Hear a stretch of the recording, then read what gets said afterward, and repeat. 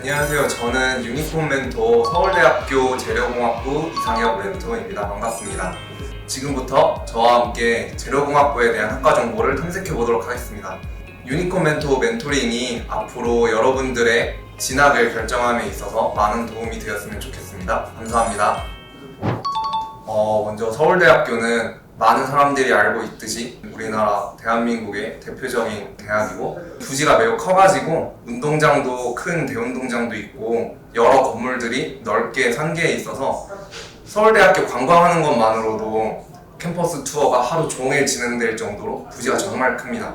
그리고 저는 그런 자랑스러운 서울대학교의 재료공학부에 재학 중인데요.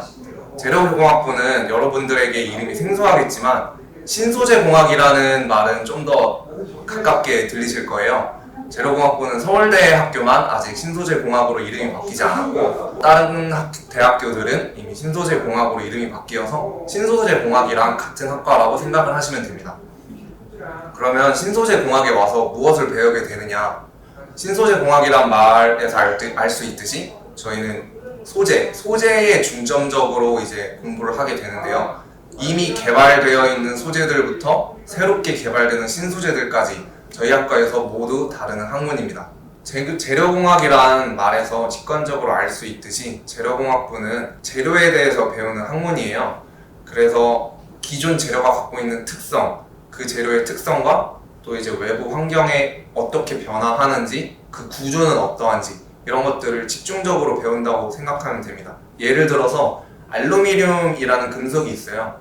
이거는 주변에서 쿠킹 호일 이나 캔, 알루미늄 캔 많이 들어보셨죠? 이런 부분에서 되게 쉽게 접할 수 있는데 캔 구기면은 쉽게 구겨지잖아요. 알루미늄 호일도 꾹꾹 공처럼 만들 수 있고 만약에 이거를 알루미늄이란 금속을 자동차를 만들 때 사용하는 부품으로 사용한다면은 그 자동차는 금방 망가지고 이제 사용할 수 없게 되겠죠. 근데 만약에 알루미늄에 구리를 섞어서 합금으로 만들게 되면 기존의 강도보다 훨씬 더 강도가 세져가지고 자동차 부품으로 쓰여도 튼튼하게 지지해주는 역할을 해줄 수가 있어요. 이렇듯이 재료공학은 기존 재료의 단점을 보완하고 장점을 극대화하는 방법을 배우는 그런 학과라고 생각을 하시면 됩니다. 기본적으로 모든 공대의 공통사항이긴 한데 1학년 때 일반 수학이랑 화학, 물리 이런 저희 2학년 전공 수업을 듣는 과목들에 대해서 다시 한번 복습이라고 할 수 있죠. 복습을 하는 과목을 듣게 돼요. 그래서 그 과목의 내용은 어렵지 않아요. 여러분들 수능 치르는 과탐 과목, 원투 과목 다 합친 내용을 다시 한번 복습한다 생각을 하면 되는데요. 그래서 1학년 때 이렇게 다시 우리가 까먹을 수 있는 아니면 새로 배워야 하는 그런 지식을 배우고 2학년 때 들어서 이제 전공에 입문을 하게 돼요. 재료공학부는 2학년 때 대표적으로 듣는 전공으로는 유기재료, 물리화학, 재료역학 이런 과목들이 있는데 간단하게 소개를 해주자면 물리화학은 물질의 화학적인 특성을 물리적 성질을 이용해서 해석을 하는 거예요. 예를 들어서 우리가 어떤 물체의 화학적 변화를 주었다고 했을 때 그로 인해 일어나는 물리적 성질의 변화는 어떻게 되는지 이런 거를 탐구하는 것이 물리화학이라고 할 수 있고 유기재료라는 과목이 있어요. 유기재료는 우리가 잘 알고 있는 고분자들에 대해서 그들의 구조가 어떻게 되는지 이것 또한 열을 주거나 힘을 주었을 때 어떻게 변형이 되는지 이런 기본적인 재료의 어떤 재료 자체가 갖고 있는 특성과 재료의 외부적인 환경적인 요인을 주었을 때 어떻게 변화하는지 예측하고 실험으로써 확인하는 그런 과목들을 우리가 주로 배우게 돼요. 마지막으로 하나 더 소개할 거는 재료역학이라는 과목이 또 2학년에 있는데 이것 또한 금속 자체의 성질과 금속에 열을 가하거나 아니면은 금속에 힘을 주었을 때 어떻게 변하는지 그리고 특정 금속에 어떤 방향으로 얼마만큼의 힘을 주어야 부러지는지 이런 것들을 공부하는 학문이라 생각을 하면 돼요. 3, 4학년부터는 꼭 들어야 하는 전공이 거의 없고 재료공학부의 특징이라고도 할 수 있는데 저희는 되게 다양한 분야를 배워요. 말 그대로 소재 자체를 배우는 학문이다 보니까 바이오, 광학물질, 에너지물질, 금속, 나노재료 이런 것 등등 다루는 재료가 매우 많기 때문에 자신이 듣고 싶은 분야, 자신이 더 공부하고 더 알고 싶은 분야에 관련된 전공들을 선택해서 이제 듣게 돼요. 그래서 보통 3, 4학년 때는 정해진 길이 있다기보다는 자신이 더 듣고 싶은 수업, 자신이 더 알고 싶은 수업을 선택해서 듣게 됩니다. 앞서 얘기했듯이 재료공학부는 선택의 폭이 되게 넓기 때문에 저희가 진출할 수 있는 분야도 본인이 선택하기 나름이라고 할 수 있어요. 디스플레이, 석유화학, IT 산업 또는 심지어 화장품 쪽, 바이오 쪽으로 빠져서 화장품 개발을 하는 그런 진로도 선택을 할 수가 있어요. 이렇게 분야는 자신의 선택의 나름이라고 얘기를 해주고 싶어요. 굳이 제한을 정하기보다는 이 재료공학부에 와서 자신이 배우고 있는 물질을 다루는 분야라면 어디든지 취직을 하고 연구를 할 수 있습니다.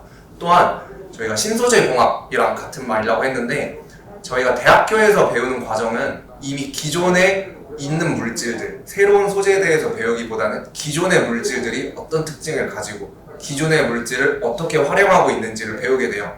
그래서 만약에 나는 이런 물질과 이런 물질을 합성시켜서 또는 바이오 재료를 금속과 어떻게 반응을 시켜가지고 새로운 재료를 만들고 싶다, 아니면 그런 재료를 연구하고 있는 교수님이 계신데 그분 따라서 더 연구를 하고 싶다, 이렇다면 대학원으로 진학하는 방법도 있어요.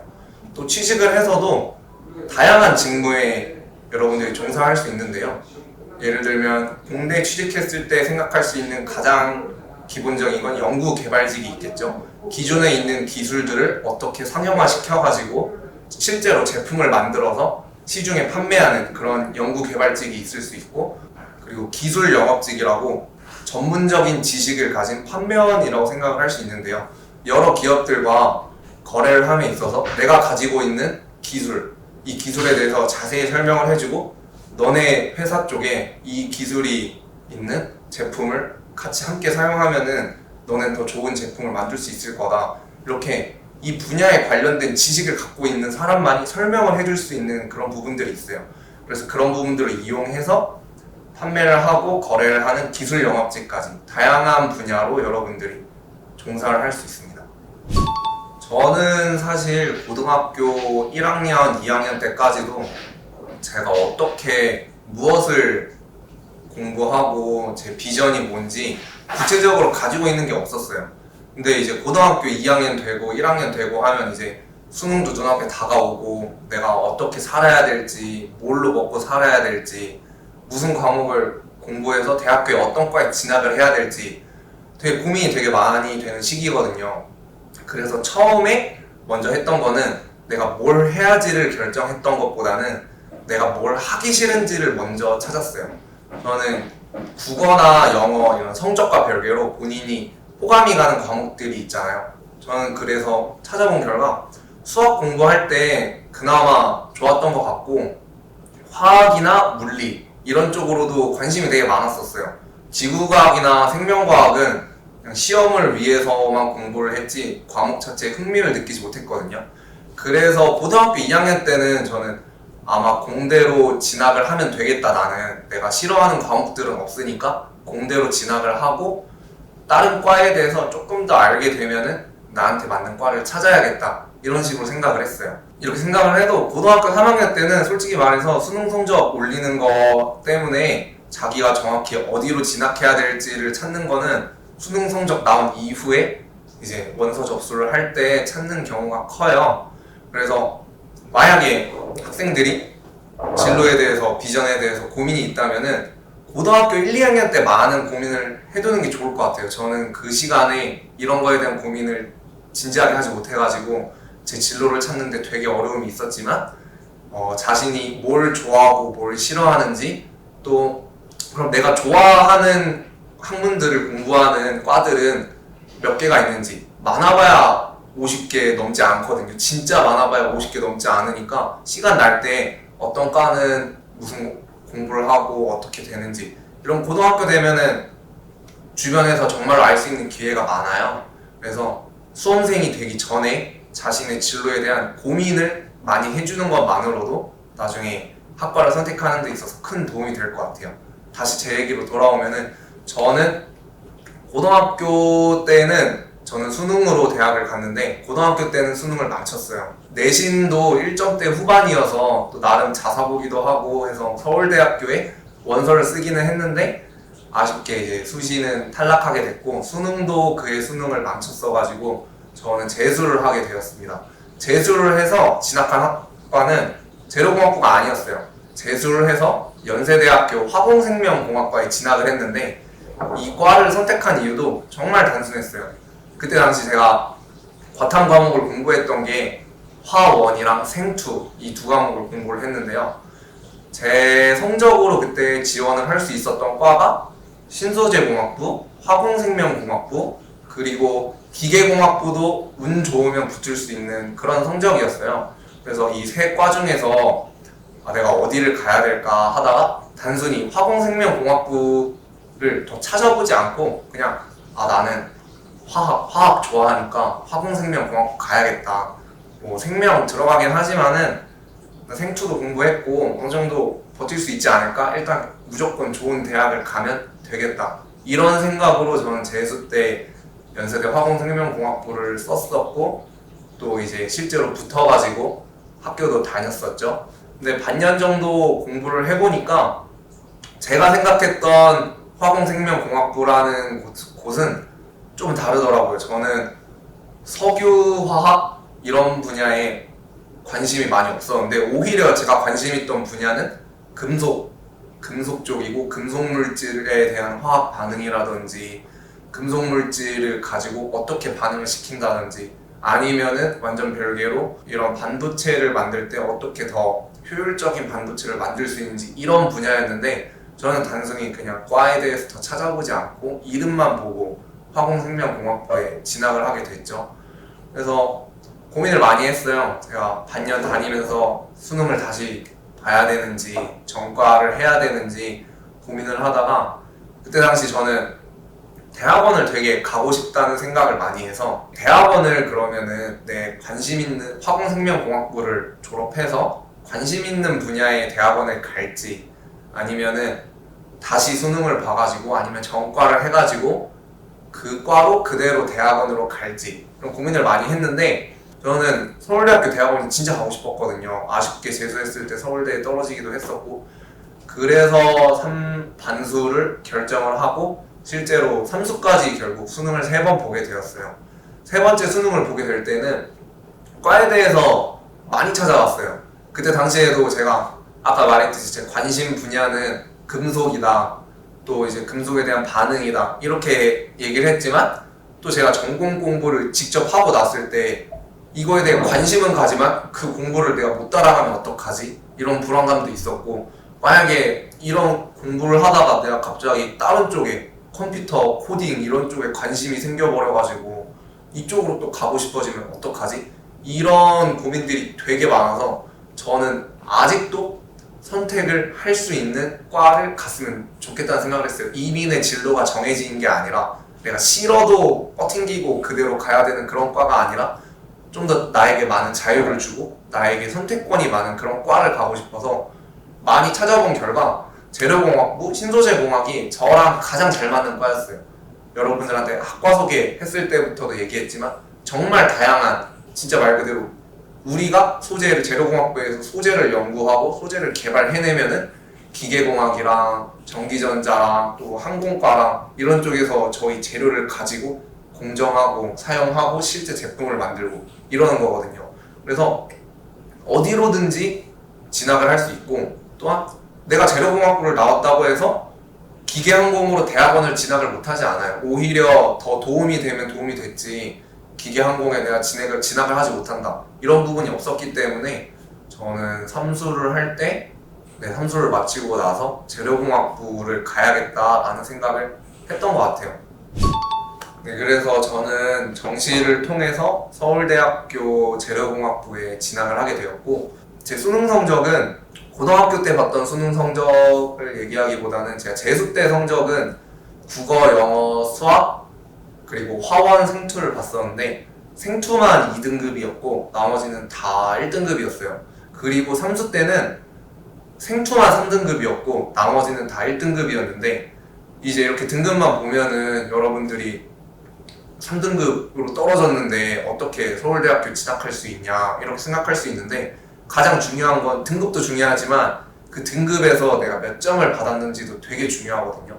저는 삼수했을 때 국어 다 맞았고, 수학도 하나 틀렸고, 화학도 다 맞았고, 생토에서만 진짜 많이 틀렸던 거거든요. 오히려 그래가지고 국어 다 맞고 화학도 다 맞은 게 되게 큰 가산점이 돼가지고 학교별로 이제 표준 점수로 변환했을 때에는 삼수 때 성적이 더 좋아가지고 이렇게 서울대학교에 진학을 하게 되었습니다. 저는 자신만의 공부 비법 이런 거 사람들이 이제 학생들로 되게 궁금해하잖아요. 공부 잘하는 사람들은 어떻게 공부를 했고, 이제 국어 풀 때 어떤 방식으로 풀었고, 수학 풀 때 어떤 방식으로 풀었고, 이런 거에 대해서 되게 궁금해할 텐데, 저는 개인적으로 생각이 조금 달라요. 남들이 이미 하고 있는 비법 자체에 관심을 가지기보다는 남들이 어떻게 그 공부 비법을 생각을 했는지, 모든 사람들한테 통하는 공부 비법은 없거든요. 예를 들어서 어떤 A 강사님의 스킬을 듣고 내 옆에 있는 학생은 그 스킬 따라서 하니까 잘 되는데 나는 그 스킬이 이해가 안 돼. 그 스킬 어떻게 써먹어야 될지도 모르겠어. 이런 경우 진짜 많거든요. 이런 걸 보면은 이 내 옆에 있는 친구는 그 강사님이 생각한 스킬을 어떻게 생각을 해냈는지 실제로 생각을 했을 수도 있고, 아니면 이미 그런 거에 대해서 자신도 모르게 체화가 돼가지고 그 스킬이 익숙한 것 뿐이에요. 그래서 제가 여러분들한테 결론적으로 얘기하고 싶은 거는 자신의 공부법을 어떻게 만들어야 될지 고민하는 법을 좀 얘기해주고 싶은데요. 예를 들면은 국어를 잘하려면은 어떻게 해야 될까요? 이거에 되게 기본적인 질문인데 정말 간단하게 대답을 하면은 글을 정확하게 읽고 빠르게 읽고 문제를 풀 때 글의 내용을 기억하고 있으면 돼요. 이 세 가지가 정말 잘 되면은 나한테 어떤 문제를 주더라도 국어 문제 정말 쉽게 풀어낼 수 있잖아요. 그럼 이제 정확하게 읽고 빠르게 풀고 잘 기억하고 해서 한꺼번에 어떻게 이 각각의 능력을 올려야 될지 전 고민을 진짜 많이 했어요. 그래서 먼저 빠르게 읽는 부분이 직관적으로 해결 방법이 제일 쉬워 보였어요. 여러분도 알다시피 속도법도 이제 많이 퍼져 있고, 그래서 일단 글을 엄청 빨리 읽어보자 해가지고 몇십 개의 지문을 그냥 빠르게 읽는 거에 중점해가지고 몇십 개의 지문들을 엄청 풀었어요. 근데 이렇게 풀어도 감이 잘 안 오더라고요. 오히려 문제 오답률만 늘어나면 늘어났지 빠르게 읽긴 하는데 정답률도 떨어지고 정확도도 떨어지고, 그래서 그럼 빠르게를 일단 냅두고 그러면 정확하게 읽는 방법을 생각을 해보자 했을 때, 정확하게 읽는 방법이 정확하게 글을 읽으려면 어떻게 해야 되는지 여러분 고민 한번 해보셨나요? 저는 정확하게 읽는다는 거는 우리 글 구조를 이해해야 된다고 생각을 하거든요. 그래서 글 전체를 10분이 걸리든 20분이 걸리든 글 하나를 쫙 읽었을 때 내 옆에 친구한테 이 글의 내용을 요약해가지고 딱 설명해 줄 수 있다. 이렇게 해서 정확하게 읽는 연습을 먼저 했어요. 글을 정확하게 읽으니까 수능 선지들이나 모의고사 문제들 같은 경우를 보면은 되게 구조가 똑같아요. 뭐 개념을 먼저 설명을 해주고, 아니면 기술에 대한 개념을 설명해줬다고 하면은 그 다음에 어떻게 활용하는지, 또 이 기술과 비교되는 기술이 있는지, 더 발전된 기술이 있는지, 이런 식으로 글의 짜임새가 되게 비슷비슷한 짜임새가 되게 많이 보였어요. 그럼 이제 내가 글을 어느 정도 구조적으로 읽을 수 있게 되었고 정확하게 읽을 수 있다라는 생각이 들었을 때, 그럼 정확도는 제가 좀 높인 거잖아요. 그럼 이제 빠르게 읽는 거랑 문제를 풀 때 기억하고 있는 거랑, 그럼 이제 빠르기는 제가 처음에 먼저 포기를 했으니까 그러면 문제를 풀 때 내가 기억하고 있어야겠다 했을 때 이것도 고민하는 게 정말 힘들었어요. 기억력을 높이려면 어떻게 해야 될까요? 뭐 비타민 먹거나 뭐 이런 게 아닌 이상 기억력을 어떻게 올리지란 고민을 정말 많이 할 것 같은데요.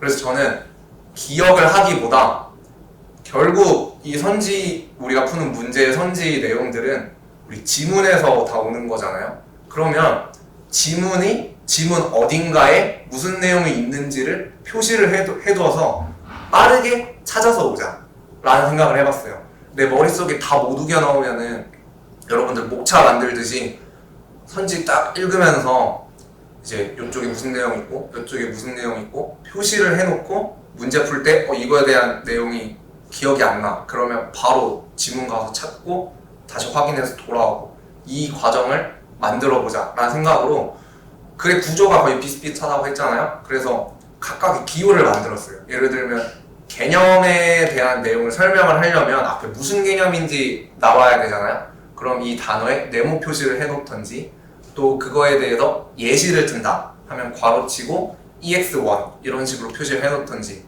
또 A라는 사람에 대한 얘기를 쓰고 B라는 사람에 대한 얘기를 쓰면은 그 두 내용의 중간 부분에 VS 표시를 해가지고 대립되는 내용이다. 이런 식으로 지문 자체에 빠르게 내가 표시를 해놨어요. 목차를 만드는 작업을 해놓은 거죠.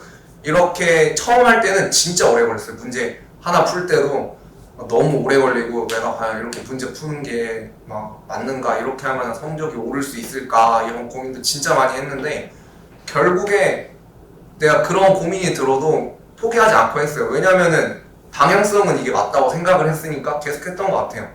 글을 정확하게 읽고 선지 풀 때 내가 내용도 기억을 하고 있으면은 이제 익숙해지면은 이 과정 자체가 빨라지지 않을까 하는 생각으로 계속 선지를 가지고 실험하고 고민하고 했던 것 같아요. 그렇게 해서 나중에 이제 숙달 되고 나서는 문제 푸는 글 읽는 속도 자체도 빨라지고 결국 하나하나씩 이제 맞춰 나가다 보면 국어 성적을 올리는데 필요한 3가지 요소가 같이 성장하게 되어 있어요. 결국에는 저는 이렇게 공부를 했던 것 같아요. 그래서 제 공부법을 이렇게 따라 하라기보다는 저는 이 방법, 이런 색인 작업이, 목차를 만드는 작업이 저한테 맞다고 생각해가지고 저한테 가장 어울린다 생각해서 이렇게 풀었던 거고, 기억력이 진짜 좋은 친구는 이런 목차를 굳이 만들 필요가 없죠. 머릿속에 이미 구조가 다 그려지는데 굳이 시간 낭비를 하면서 목차를 만들 필요가 없어요. 그래서 제가 말하고자 하는 거는 여러분들이 자신한테 맞는 공부법을 고민을 해야 돼요. 그리고 그 공부법은 정해진 길이 있다기보다 내 부족한 점을 채울 수 있는 방향으로 계속 생각을 하면 돼요. 또 수학을 예를 들어서 설명을 해줄게요. 수학은 고민하기가 정말 쉬운 과목 중 하나라고 생각을 해요. 왜냐면은 한 문제를 풀더라도 답지 해설만 보더라도 한글 싹 빼고 식만 쭉 봐도 얘가 어떤 과정으로 문제를 푸는지 직관적으로 보이거든요. 그러면은 수학에서 내 부족한 점을 찾으려면 어떻게 해야 되냐? 한 문제의 풀이 과정에서 한글 싹 빼놓고 식들만 쭉 이렇게 써놨을 때 이 식에서 다음 식으로 넘어가는 이유를 내가 확실히 알고 있으면은 그에 대한 지식이 나는 완벽히 있는 거예요. 이렇게 넘어가고 그냥 아무 생각 없이 문제 풀면은 내가 알고 있는지, 아니면 그냥 여러 문제를 풀면서 그냥 이렇게 하면 됐었지, 이렇게 두루뭉실하게 알면서 문제를 풀었는지 알 수 있거든요. 내가 첫 번째 식에서 두 번째 식으로 넘어가는 거 이해했어. 두 번째 식에서 세 번째 식으로 넘어가는 것도 이해를 했어. 근데 세 번째에서 네 번째로 가는 식을 많이 본 것 같은데 이거 왜 넘어가는지 모르겠어. 예를 들면 최소값을 구한다고 하면은 바로 머릿속에 최소값이니까 미분을 해가지고 극소값에 해당하는 x값을 찾아야겠다, 이런 식으로 머릿속에 내가 앞으로 해야 되는 식일들, 또 이미 써있는 식들이 어떻게 또 왜 이런 순서대로 쓰였는지 하나하나 알고 있으면은 되는 거거든요. 결국 수학에서 자신의 부족한 점은 그 과정을 설명할 수 없을 때 내 부족함이 드러나는 거예요. 그럼 그 부족함을 메꾸려면은 어떻게 해야 될까요? 간단해요. 그거에 대한 지식을 딱 공부하면 돼요. 내가 최소값이란 말에 미분을 반응하지 못했구나. 내가 이렇게 식 넘어갈 때 접선의 방정식에 대한 지식이 필요했는데 이게 없었구나. 없는 부분이 직관적으로 나오니까 그 부분을 공부하면은 다음 문제 풀 때 내가 반응할 수 있게 되는 거죠. 또 영어 같은 경우는 수능 영어에 대해서 설명을 해주자면, 저는 내신 영어는 아직도 그런지 모르겠는데 저 때는 그냥 지문 진짜 그냥 딸딸딸딸 외우면은 그냥 지문 그대로 선생님들이 문제를 내시니까 거의 암기 과목이나 다름없다고 생각을 했었거든요. 근데 이제 내신 영어랑 수능 영어는 조금 다르니까, 수능 영어는 결국 우리는 미국인들, 외국인들이 쓰는 언어에 대해서 공부를 하는 거잖아요. 그 지문을 읽고 해석할 수 있으면 돼요. 만약에 우리가 국어 문제를 푸는 게 국어 지문이 너무 길고 양이 방대해서 그렇지, 우리 영어 지문을 한글로 해석해 놓은 거를 가지고 만약에 문제를 풀라고 했다? 그럼 우리 정말 쉬울 거거든요. 그래서 영어는 듣기 문제 있을 거고 문법 문제 있을 거고 어휘 문제 있을 거고 독해력 문제 있을 거고 했을 때 문법이나 어휘 이거는 진짜 암기 과목처럼 자기 부족한 부분들 내가 모르는 문법 이런 거 공부를 해야겠지만 이런 지문을 해석하는 능력은 여러분들이 계속해서 글을 읽어보는 수밖에 없어요. 이것도 국어랑 마찬가지로 글의 구조가 비슷하게 설명을 해줘요. 사람이 쓰는 시험을 위해서 만든 지문이기 때문에 글의 구조를 비슷하게 쓸 거고 빈칸 채우기 같은 문제도 결국 지문 안에서 여러분들이 답을 찾아내는 과정이에요. 그렇기 때문에 이거는 영어에 관해서는 저는 일단은 기본적으로 해석할 수 있는 능력을 가져야 된다. 그럼 이 해석은 문법적으로 완전히 완벽하게 해석을 해야 되냐? 그렇게까지는 필요 없어요. 그 외국에서 살다 온 친구들 보면은 이게 문법적으로 맞는지 아닌지 모르지만 그냥 쭉 읽어내는 친구들 있잖아요. 계속 연습하면 돼요. 이 지문을 내가 지문 하나를 읽더라도 완벽하게 해석을 해보겠다. 왜 이 지문을 답지는 이렇게 해석을 했는지 하나하나 공부를 하게 되면은 나도 모르게 지문에 대한 해석 능력이 높아져 있을 거예요. 그래서 해석 능력을 높이기 위해서 기본적으로 어휘라든지 또 기본적으로 필요한 문법이라든지 이런 걸 익히는 건 필수겠고 또 글에 대한 독해력을 늘리는 것 자체는 글을 많이 읽는 수밖에 없어요. 그리고 글을 아무 생각 없이 읽으면 안 돼요. 그냥 단어 하나에 한국말 하나 대입시키면서 그렇게 읽는 게 아니라 문장 단위로 또 문단 단위로 이런 식으로 생각을 하면 돼요. 이러면 영어에 대한 것도 해결이 될 거고 이제 저는 수능 때는 화학 1이랑 생명과학 2 과목을 봤는데요. 화학 1이랑 생명과학 2 자체는 시간 관리가 되게 중요한 과목이라 생각을 해요. 여느 과탐과 똑같겠지만 진짜로 화학 1 공부 비법은 화학 1이나 생명2가 시간이 진짜 부족하고 다들 그래서 실수도 정말 많이 나오는 과목인데 항상 킬러 문항들이 있어요. 킬러 문항들이 2개에서 3개. 또 이제 그 킬러 문항을 운 좋게 쉽게 풀어낼 수도 있겠지만 보통 과탐 시간 30분 동안 킬러 2개만 가지고 10분 내내 풀어야 되는 경우도 있을 거고 이렇기 때문에 기본적으로 한 번 푼 문제를 다시 본다는 생각을 하지 않았어요. 그래서 내가 이 문제에 대해서 실수를 했든 안 했든 그거에 대한 미련을 접고 우리는 이제 공부 그냥 80점 맞으려고 공부하는 게 아니라 다들 좋은 대학 가고 자기 원하는 과에 진학하고 싶어가지고 이렇게 공부하는 거잖아요. 그래서 100점을 맞는 방법에 대해서 그런 관점으로 얘기를 하자면은 나는 결국 킬러 문항까지 다 풀어내야 되니까 앞에 것들을 다시 돌아볼 여유가 없어요. 그래서 평소에 공부할 때도 과탐 같은 경우는 무조건 시간 맞춰가지고 내가 30분 내에 뭐 굳이 모의고사가 아니더라도 돼요. 막 그날 풀어야 될 화학 문제가 한 100개 있다 하면은 20문제씩 끊어서 풀면 돼요. 20문제씩 딱 30분 타이머 맞춰놓고 한 번에 쭉 풀고 그냥 검토도 안 하고 바로 이제 채점하고 그래서 내가 실수한 게 있는지 그래서 저는 이 실수하는 거 줄이려고 막 예전 기출문제 진짜 몇십 개 사와가지고 그날 5번 연속으로 100점 나올 때까지 그냥 하루 종일 그냥 모의고사만 풀었던 적도 있어요. 이게 진짜 쉬운 문제인데도 결국 정신력 싸움이거든요. 우리 수능 시험 보면 과탐 진짜 마지막에 보잖아요. 그래서 실수를 하지 않도록 나 자신을 계속 부추겨야 돼요. 저는 과탐은 그렇게 공부를 했던 것 같아요.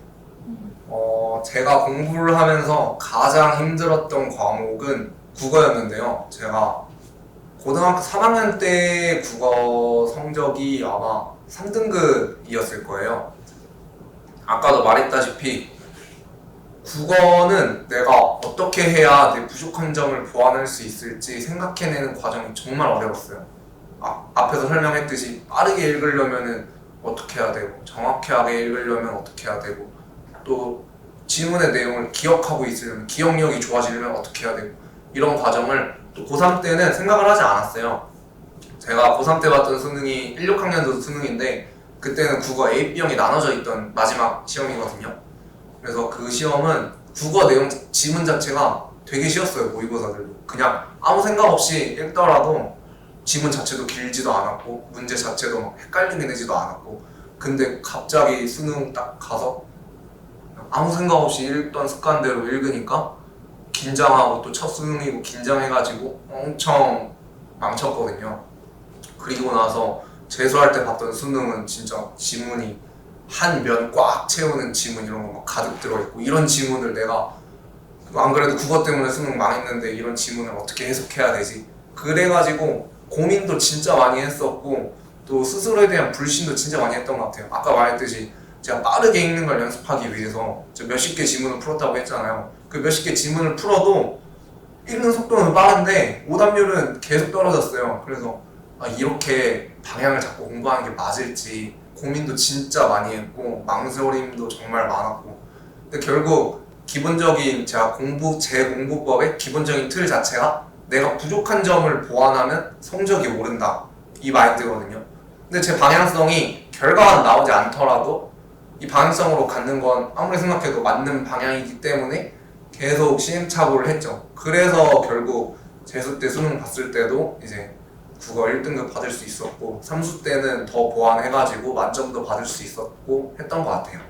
제 공부법에 대한 신뢰가 있었기 때문에 극복을 할 수 있었던 것 같아요. 제 스스로가 스스로한테 실망을 하더라도 내가 가고 있는 방향이 맞는 방향이니까 일단 계속 가보자 라는 생각 덕분에 국어를 결국 극복할 수 있었던 것 같아요. 저는 기본적으로 정시를 원래 보려고 했던 학생이어가지고 수시 자소서나 내신 막 이런 걸 위해서 따로 관련 학과를 위해서 준비했던 건 없었어요. 근데 아까도 말했듯이 제가 공대 쪽으로 진학을 해야겠다라는 생각은 확실히 있었거든요. 그래서 그럼 내가 수능을 화1을 보고 생2를 보더라도 공대로 진학을 하게 되면 물리 공부 당연히 할 거고 공대인데 화학 2 이런 과목도 배운다고 했으니까 이런 부분에 지식이 있어야 되지 않나, 또 미리 공부해 둬야 되지 않나, 이런 고민을 조금 했던 것 같아요. 그래서 고등학교 3학년 때 이제 과탐 2 과목을 선택해서 수업을 듣게 하거든요. 근데 많은 애들이 생2, 지2 이런 거 선택하고 있을 때 저는 일부러 그냥 화2 선택해가지고 고등학교 내신 크게 안 중요한데 일단 내 지식이 있으면은 당연히 도움이 될 거고 진학하는 데 있어서 도움이 될 테니까 그렇게 제가 필요한 지식을 얻는 방향으로 수업을 선택했던 것 같아요.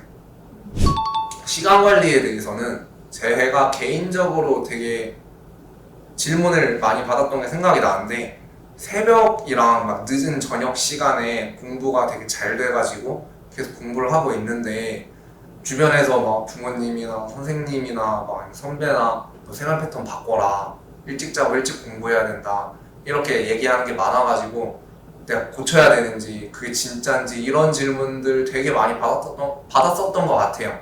그거에 대해서 얘기를 해주자면, 공부 자체에 대한 내 효율을 높이려면은 자기 공부 잘 되는 시간에 공부를 하는 게 맞아요. 근데 여러분 내신 시험도 그렇고 수능 시험도 그렇고, 여러분 새벽 2, 3시에 내신 시험 볼 거 아니고 수능도 막 밤 저녁에 시작해가지고 하식스 먹으면서 새벽 3시에 시험 끝낼 거 아니잖아요. 그러면은 여러분들이 시험 직전까지도 계속 밤늦게 공부하고 아침에 자고 하는 습관을 들이게 되면 몸도 그 패턴대로 계속 행동을 해가지고 시험 당일날 오전에 엄청 졸리고 시험 다 끝났는데 잠 다 깨고, 수능날은 심지어 체력 관리도 진짜 중요해요. 괜히 체력 관리도 공부의 일환 중 하나라고 하는 게 아닌 게, 아침 8시부터 시험 봐가지고 밤 5시 반 뭐 제2외국어 보면 더 늦게까지 끝나는데 진짜 거의 하루 반나절 동안 시험만 보는데 체력이 당연히 소진이 되죠. 근데 그러면은 가장 또 그런 큰 시험의 첫 번째 국어, 아침 완전 8시, 9시 이때 시작하는데 이 시험에서 만약에 막 정신줄 못 차리고 막 졸린 상태에서 문제 망치고 딱 들어갔어요. 스타트부터 잘못 끊었어. 이러면은 그 다음 시험은 당연히 신경 쓰여서 잘 볼 수가 없겠죠. 그래서 저는 일단 내신을 기준으로는 최소 한 달 전부터는 시험 기간에 맞춰서 패턴을 좀 세웠어요. 내가 학교 수업에 너무 집중이 안 되고 막 그때 공부를 하지는 못하더라도 깨어 있었고, 또 수능을 준비하는 재수 3수 때에는 이제 내 몸은 8시부터 5시 반까지 가장 좋은 상태로 만들면 되니까 그때는 낮잠도 안 잤던 것 같아요, 일부러. 그리고 또 목요일 날에는 진짜로 하루 종일 수능 느낌 내는 것처럼 막 도시락을 싸올 정도는 아니지만 수능 날에 다들 막 직권증 올까봐 점심 적게 먹고 막 점심시간에 축구 절대 안 하고 이럴 거잖아요. 그래가지고 그날은 뭐 점심시간에 나가 놀지도 않고 쉬는 시간 이런 시간대에도 막 애들이랑 시끄럽게 하지 않고 계속 이날은 수능이다 계속 마인드 컨트롤 하면서 일주일에 목요일 하루는 진짜 수능날처럼 계속 행동을 했었고, 좀 늦게 공부하고 하는 거는 주말 정도는 좀 그렇게 공부를 했던 것 같아요. 그래서 시험을 보는 컨디션을 평소에 준비해놔야 되는 거예요. 시험 미리 준비를 해놔도 당일날에 긴장감이나 또 예를 들어서 지나가는데 교통사고가 날 뻔했어 하면 멘탈 무너질 수 있거든요. 그러니까 무슨 일이 일어날지 모르는데 평소에 준비도 안 하고 바로 수능장에 들어간다? 이거는 수능이나 시험을 준비하는 자세가 아니라고 저는 생각을 해요. 그리고 시험 자체에 대한 시간 관리도 몇 개 얘기를 해주고 싶은 게, 이것 또한 제가 말한 공부법과 똑같거든요. 저는 앞서 말했듯이 국어를 먼저 설명을 해줄게요. 국어는 지문 자체에 대한 기억력도 별로 없다고 했었고, 또 문제에 대해서도 확신을 많이 못하는 편이었어요. 예를 들면 누가 봐도 내가 지문에서 확실하게 보고 X 표시하고 넘어간 문제인데 괜히 눈에 밟히고 이런 성격이어가지고, 일단 내 성격에 맞는 국어 시간 관리법은 무엇일지 고민을 되게 많이 했어요. 일단은 마지막에 결국 시간이 적게 남든 많이 남든 제가 헷갈렸던 문제를 다시 돌아가서 좀 보게 되더라고요. 그래서 아예 그냥 깔끔하게 문제 자체를 되게 빠르게 스킵하자. 이 스킵이라는 게 저는 세 가지로 분류를 했거든요. 일단 동그라미 표시. 동그라미 표시는 내가 선지를 정답에 대한 확신이 100% 있는 경우. 이제 우리 모의고사를 기준으로 얘기하는 거니까 모든 선지를 다 이해할 필요는 없어요. 이 문제에 이게 정답인 걸 100% 확신할 수 있기만 하면 되거든요. 그래서 이렇게 이 문제 이게 정답이다 100% 확신한 게 동그라미. 또 이 문제 조금 아리까리하다, 선지 한 두세 개 좀 헷갈린다, 이제 정확하게 결론이 안 나오고 조금이라도 내가 헷갈려 한다? 그럼 세모 표시 치고 바로 넘어갔어요. 그리고 X 표시. X 표시는 내가 문제 자체를 이해를 못하겠다, 이 문제가 나한테 도대체 뭘 원하는지 모르겠다, 이런 부분에 X 표시를 치고, 말 그대로 문제 옆에 문제 하나 풀 때마다 빠르게 색인 작업하고 쭉 넘어갔어요. 그럼 진짜 빠르거든요. 내가 고민을 하는 순간 다음 문제로 넘어가기 때문에 지체되는 시간이 별로 없어요. 이렇게 되면 국어 45문제 풀고 저는 거의 한 20분에서 25분 남았었던 것 같아요. 그 시간이 남고, 또 제가 동그라미를 제외한 세모랑 X 문제의 개수는 한 10개에서 진짜 많으면 한 13개, 14개 이렇게 되는데, 그 남은 20분 동안 그 문제를 쇼부 보는 거예요. 또 이제 제가 문제 풀 때도 저는 기억력이 별로 안 좋으니까 많은 걸 표시한다 했잖아요. 그래서 돌아가더라도 그 표시한 것들을 보면은 바로 기억이 나더라고요. 문제 자체에서도 내가 헷갈렸던 것들 다 표시해 놨으니까 헷갈렸던 부분만 다시 보면 되고, 또 세모 X 표시했기 때문에 당연히 세모들 먼저 동그라미로 만들어야 되고, 세모 동그라미 다 만들고도 시간이 남았으면 X 표시 문제 해결해야 되고, 이런 식으로 우선순위를 두고 순차적으로 제 성격에 맞게 시간 관리를 했었던 것 같아요. 또 이거랑 반대로 수학에 대해서는 나름 수학에 대한 자신감도 있고 해가지고 소위 말하는 킬러 문제 21번, 29번, 30번은 맨 마지막에 두고, 저는 그 이외의 문제는 아무리 시간이 걸리더라도 스킵하고 넘어가지 않았어요. 왜냐면 평소 모의고사 풀 때도 킬러 문항 다 풀더라도 시간이 남았을 때도 있었고, 그렇게 내가 오히려 수학은 한 번에 빡 집중을 해서 답을 내야지 이제 집중이 훨씬 잘 되고 정확도도 올라가는 성격이라서, 만약에 문제 풀다가 진짜 막혀가지고 넘어갔다? 그랬는데 마지막에 시간이 남아서 돌아와도 다시 그만큼의 집중이 되지 않더라고요. 그래서 오히려 수학은 킬러 문제들을 맨 마지막에 풀고 그 이외의 문제를 먼저 푸는 대신에 한 번 푼 문제 안 돌아가고, 또 아무리 막히더라도 스킵하지 않고, 만약에 스킵을 한다는 거는 그냥 이 문제 틀려야겠다, 다시 보지 않고 이 문제 그냥 진짜 틀린 거다, 이렇게 진짜 포기하고 넘어가는 경우 아니면은 스킵하거나 표시하거나 이런 거 안 했었던 것 같아요. 그래서 이것도 각 과목에 대한 시간도 자기 성향에 맞게 그렇게 하면 돼요. 결국 제가 말했듯이 공부는, 그러니까 수능 성적이든지 내신 성적이든지 저는 고민을 가장 많이 한 사람이 좋은 성적을 받는다고 생각을 해요. 자기에 대해서 얼마나 잘 알고 있고 내 성적을 올리기 위해서 내가 부족한 점이 무엇인지에 대해서 얼마나 많은 고민을 했느냐가 좋은 성적을 주고 안 주고의 차이라고 저는 생각을 합니다. 저는 일단 고3 때 수능 망했던 것을 얘기했듯이 긴장감도 정말 많이 하는 편이고 또 뭔가 큰 일을 앞두고 그 큰 일을 망하게 됐을 때를 되게 많이 상상을 하는 편이에요. 그래가지고 뭔가를 준비하고 실제로 하더라도 그 긴장감이랑 부담감이 정말 많이 들어가지고 실수하는 경우도 많았고 실제로 문제 풀 때도 엄청 실수 많이 했었고 그래서 이 부분에 대해서 고민이 정말 많았었던 것 같아요. 그래서 이 부분을 어떻게 해결해야 되나, 이게 솔직히 말해서 성격을 바꾸는 것과 마찬가지인 거잖아요. 이런 고민을 해결한다는 게. 그래서 어떤 생각을 했냐면 내가 이렇게 불안해하고 막 이런 일들이 있으면은 내가 겪을 수 있는 모든 가짓수를 한번 다 생각해보자, 이런 생각을 한번 해봤어요. 내가 실수할 수 있는 모든 가짓수를 다 생각해보자. 그래서 실수 노트를 좀 따로 만들기 시작했어요. 내가 그냥 문제를 풀더라도 아니면 모의고사를 보더라도 예를 들어서 그냥 단순히 글자 하나 잘못 본 것도 이제 모아놓고 보면은 비슷한 글자 잘못 보고 이렇거든요. 그래서 제가 하는 모든 실수를 과목별로 다 정리를 해둔 노트를 만들었어요. 그리고 이 노트를 언제 보느냐, 이 노트를 시험 직전에 추려가지고 시험 직전에 딱 봐요. 시험 직전에 막 시험에 관련된 내용들을 보는 게 아니라 시험 직전에 내가 했던 실수들 한번 쭉 보면서 절대 하지 말아야지. 이게 긴장감이 들고 두려움이 드는 것 자체가 내가 어떤 일을 겪을지 상상할 수 없기 때문이라는 생각을 했거든요. 내가 앞으로 겪을 일에 대해서 어떤 결과가 나올지 모르고 나한테 어떤 일들이 닥쳐올지 모르기 때문에 그런 두려움으로 긴장하고 막 머리가 굳고 이런 거라 생각을 해서 그러면 내가 겪을 수 있는 모든 가짓수를 미리 생각해놓고 준비라도 하고 있으면은 덜 긴장하지 않을까 이런 생각이 들어서 이렇게 준비를 했었는데 효과가 되게 괜찮았던 것 같아요. 내가 시험 직전에 내가 했던 실수들, 결국 내가 할 수 있는 실수들을 모두 다시 한번 복기하고 절대 하지 말아야지. 대처하면은 문제를 풀다가 그냥 혼자 문득문득 보여요. 내가 이거 아까 문제 풀면서 이런 거 실수했다고 막 봤는데 하면은 괜히 그거 보면서 혼자 피식 웃으면서 긴장감 조금 낮아지고 그러면서 자신감도 점점 생기고, 저는 실수에 대한 두려움과 긴장감은 그렇게 극복을 했던 것 같아요.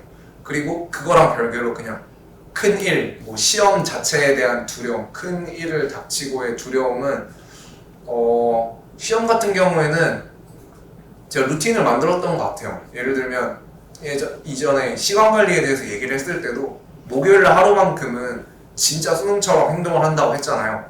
예를 들면 진짜 목요일 하루는 아침 7시에 일어나가지고 무조건 아침에 화장실 가야 되고 또 이제 8시까지 학교 도착해가지고 책상에 뭐 준비해놓고 무슨 공부하고 있고 또 시험 보기 전에 절대로 뭐 펜 돌리거나 뭔가 이런 식의 펜 돌리기 하지 않고 이런 식의 그냥 목요일 하루는 매주 똑같은 일과로 똑같은 일정으로 계속 보냈었어요.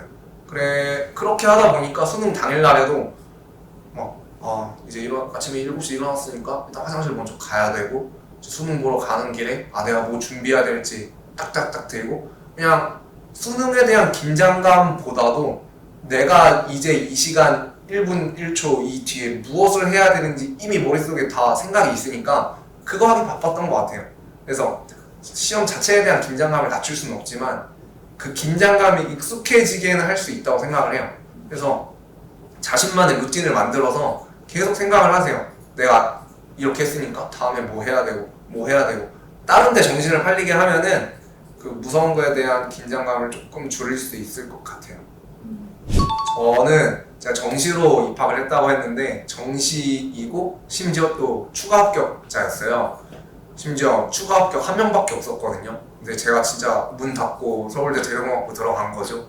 그래서 일단 이미 첫 번째 최초 합격자 발표에서 이미 떨어졌고 실망감이 큰데다가 또 뭔가 추가 합격자라는 건 기대는 하지만 뭔가 기대하면 안 될 것 같고 이렇기 때문에 그 추가 합격 발표나는 당일날 부모님이 그냥 점심 진짜 맛있는 거 먹으러 가면서 오늘 하루 종일 핸드폰 그냥 꺼내지 말자, 오늘 결과 확인하지 말고 오늘 저녁에 확인하자 이러셨는데, 이제 이렇게 말하고 이제 점심 먹으러 가는 길에 핸드폰에서 저 진짜 못 견디겠어가지고 혼자 조용히 그냥 확인을 해봤어요. 혼자 조용히 이렇게 딱 확인을 했는데 추가 합격자 딱 발표로 이제 제가 뜬 거예요. 그래서 일단 머릿속에 아무 생각도 안 들었어요. 아무 생각도 안 들고 옆에 동생이 무슨 일이냐고 해서 조용히 핸드폰 딱 보여주니까 동생도 진짜 신나가지고 막 난리치고 어머니 아버지도 막 진짜 기뻐하시고, 진짜 그냥 저 혼자 그냥 몰래 조용히 보고 떨어졌으면 그냥 조용히 밥 먹고 이러려 했었는데 다행히 정말 붙어가지고 가장 행복하게 먹었던 점심이 그날이 아니었나 싶어요. 또 제가 삼수할 때까지 부모님께서 계속 도와주신 것도 있고, 정말 고3 때 붙었어도 이만큼 기쁘진 않았을 것 같아요. 일단 대학에 합격하고 나서 가장 달라진 부분은 제 성격이라고 생각을 하는데요. 고등학교 때까지는 뭐 인간관계도 막 그렇게 넓지 않았었고, 솔직히 말해서 저는 그냥 계속 하루 일상 돌아보면 학교 갔다가 학원 갔다가 뭐 숙제하고 막 다음날 그냥 학교 같은 반 친구들이랑 노는 정도? 동아리도 막 그냥 배드민턴부 들어가지고 했어가지고 막 사교적이라던가 막 인간관계를 막 쌓을 수 있는 막 그런 활동을 한 번도 해본 적이 없어요. 그래서 저는 저 스스로도 사람들 만나는 거 되게 별로 안 좋아하고 또 되게 내향적이고 소심하고 이렇게 스스로 생각을 했었는데, 대학교 와가지고 여러 동아리를 좀 했었거든요. 뭐 봉사 동아리도 했었고 학생회도 했었고, 이렇게 많은 사람들과 막 부대끼면서 살면서 사람들 만나는 게 그렇게 좋더라고요, 저는. 그러니까 나와 다른 사람에 대해서 알아가는 과정이 정말 즐겁고, 또 이렇게 생각할 수도 있고, 각자의 사고방식이 다르듯이 이 사람은 이런 거에 대해서 이렇게 생각할 수도 있구나, 또 저 사람은 또 저렇게 생각할 수도 있구나, 이런 거를 그냥 듣기만 해도 되게 기분이 좋았었던 것 같아요. 그리고 무엇보다 달라진 점은 고등학교 때까지는 진짜 저는 제가 공부만 할 수 있게 주변에서 도와주고, 부모님도 내가 오로지 수능에 집중할 수 있게, 내신에 집중할 수 있게 모든 걸 뒷바라지 해준다고 하면은, 대학교 와서부터는 자기 거 자기가 다 해야 되고, 내가 앞으로 갈 길조차, 내가 시험 공부하는 것조차 저의 자율이에요. 내가 F를 맞고 싶으면 F를 맞는 거고, 내가 공부를 열심히 해서 A뿔을 받고 싶으면 A뿔을 맞는 거고, 이거 때문에 되게 많이 바뀐 것 같아요. 내 앞가림 내가 해야 되고, 내가 앞으로 어떤 걸 해야 되는지에 대해 오로지 나에게 책임이 돌아오고 해서 제 성격 자체가 되게 외향적으로 변했고, 사람들 많이 만나고 활동적인 이런 활동을 많이 하면서 되게 밝고 되게 사교적인 성격으로 조금 바뀌었다고 생각을 하고, 내면적으로도 뭐 하나 결정하고 선택할 때마다 좀 더 신중하게 고민을 했던 것 같아요. 그 결과가 나에게 책임으로 다가오니까. 이런 부분이 변한 것 같네요.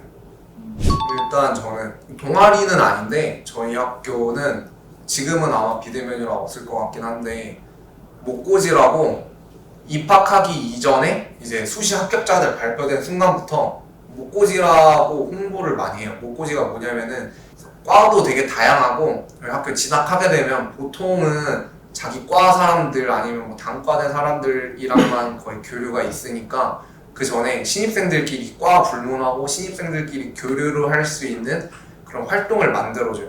그래서 목고지 지원을 하면은 완전 다른 과 신입생들끼리만 모여가지고 막 놀러 다니고 맛있는 것도 먹고 막 놀이동산 가고, 이런 활동을 했을 때 그때 만났던 친구랑 아직까지도 연락하고, 심지어 그 친구는 동양화학과인데 완전 상반된 과인데도 그때 만났던 계기로 이제 아직까지도 잘 친구하고 있고, 이런 부분이 되게 좋았었던 것 같아요. 다른 학교에서 있는 일반적인 과끼리의 모임이라기보다는 학교 전체적으로 신입생들 대상으로 이런 모임을 해주는 것 자체가 되게 좋았었고, 저는 햇빛봉사단이라고 봉사 동아리를 했었는데, 이게 국내 몇 없는 헤비타트 산하 동아리예요. 그래서 건축 봉사를 할 수가 있거든요. 실제로 가구 만들고 집 짓기 할 때 저희들이 이제 도와주는 인원으로 들어가서 진짜 안전모 쓰고 벽에 못 박고 이런 거 할 수 있거든요. 집짓기 봉사활동 이런 거 가면은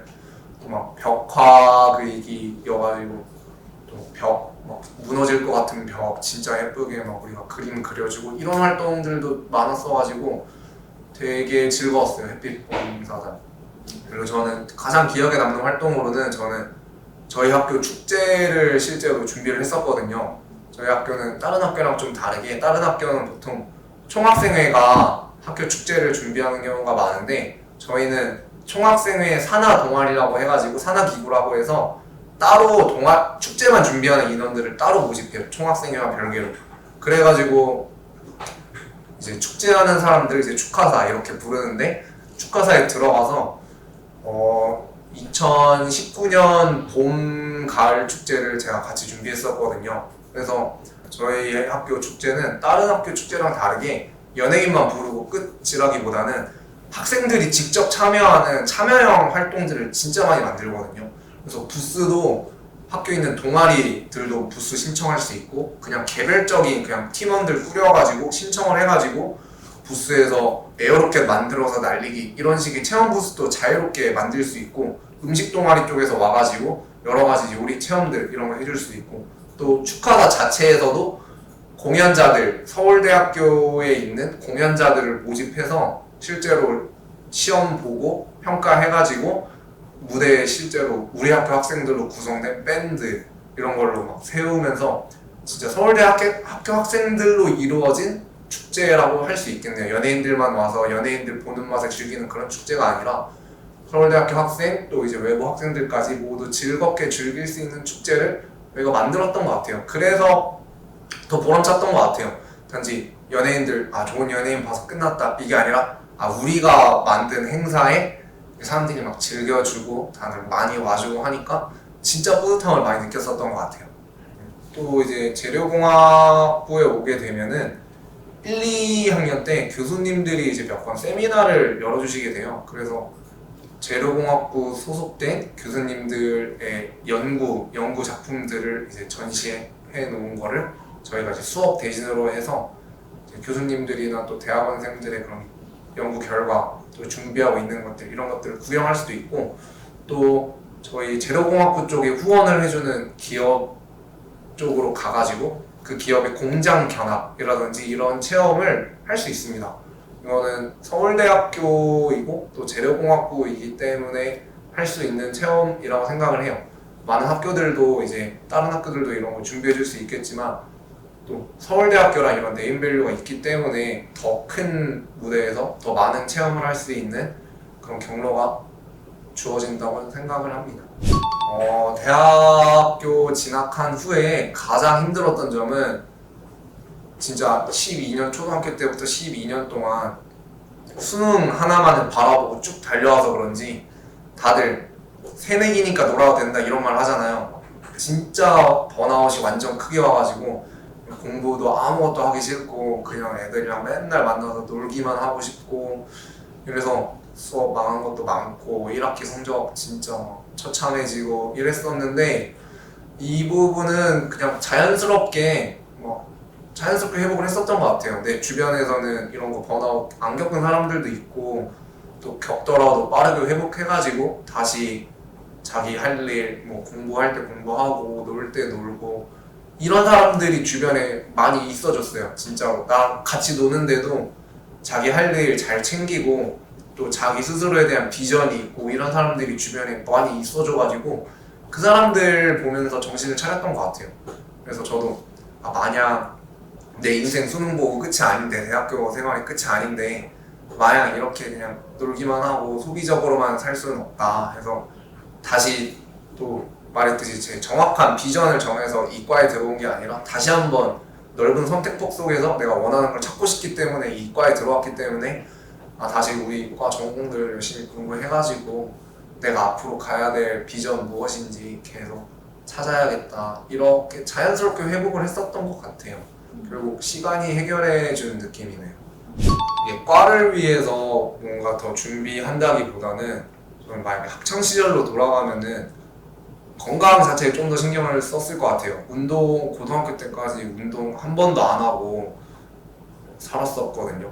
그래서 이제 막 대학교 진학하고 와서 운동을 해보고 뭔가 체력 공부하는 체력 따로 있고 운동하는 체력 따로 있고 이렇게 생각을 했었는데 그렇다기보다 운동해서 몸도 건강해지고 하면은 다음날 일어났을 때 운동하고 안 하고 다음날 일어났을 때 느낌도 다르고 뭔가 사람 자체가 좀 더 활기차지는 것 같아요. 그리고 확실히 체력도 늘면은 공부할 때 좀 더 오래 버틸 수 있기도 하고 진짜 어떻게 보면 엉덩이 싸움인데 공부하는 거는 기본적인 체력이 없이는 공부하기도 힘들거든요. 그래서 만약에 학창 시절로 돌아간다고 하면은 저는 건강 관리랑 운동에 조금 더 신경을 썼을 것 같아요. 저는 제 비전에 대해서 구체적인 건 없지만은 항상 머릿속으로 막연하게 성공하고 싶고 저는 제가 인정받는 사람이 되고 싶다는 생각을 계속 했거든요. 그래서 두 가지 정도를 생각을 해봤어요. 계속 일단 내 진학한 과 아직 저는 2학년이기 때문에 제 정확한 전공의 방향을 아직 찾지 못했거든요. 그래서 계속 전공 공부하면서 나한테 맞는 전공의 방향성이 어딘지 계속 고민을 할 것 같고 또 같은 능력을 갖고 있더라도 어느 자리에 있느냐에 따라 인정을 받을 수도 있고 받을 수 없다고도 생각을 해요. 똑같은 지식을 가지고도 이제 대학원에서 연구원으로서 좀 더 인정받을 수도 있는 한편 아니면 CEO로서 같은 지식 갖고서도 CEO로서 인정받을 수 있는 재능을 가진 사람도 있고 그래서 저는 여러 사람들 만나고 대화하고 이제 저 스스로에 대해서도 계속 고민을 많이 하면서 내가 어떤 환경에서 나를 썼을 때 내가 더 활기찰 수 있고 내가 더 내 능력을 뽐낼 수 있을지 계속 고민을 하고 있어요. 나한테 맞는 직무 환경은 어떤지 내가 어느 분야에서 어떤 직무로 일을 하면은 더 인정받을 수 있을지 이런 부분을 계속 고민을 하고 있는 것 같아요. 이 영상을 보는 많은 학생들은 아마 이제 내신 시험 준비도 열심히 하고 있을 거고 또 수능 준비를 하고 있는 학생일 수도 있고 또 그 과정에 있어서 고민도 많이 할 거고 스트레스도 진짜 많이 받고 또 내가 과연 이렇게 공부를 해도 잘 먹고 잘 살 수 있을까 또 내 진로 아직 찾지 못했는데 나는 어떻게 해야 되나 이런 고민을 다들 많이 하고 있을 거라 생각을 해요. 근데 가장 중요한 거는 저는 결론을 내는 것도 물론 중요하지만 고민하는 그 과정 자체가 되게 소중하다는 생각을 하거든요. 저조차도 이제 원하는 대학에 진학을 해서도 끊임없이 저에 대한 진로와 저의 비전에 대해서 고민을 하고 있어요. 제가 이전에 했던 고민들에 대해서 하나도 쓸데없다고 생각하지 않거든요. 여러분이 지금 겪고 있는 모든 일들 하나하나가 앞으로의 여러분들을 만들어갈 수 있는데 가장 큰 밑거름이 될 수 있을 거라고 저는 생각을 합니다.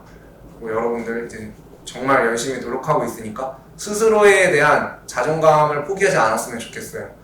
정말 각자의 자리에서 정말 열심히 해주어서 고맙고 다들 진학에 좋은 결과가 있기를 바라겠습니다. 감사합니다.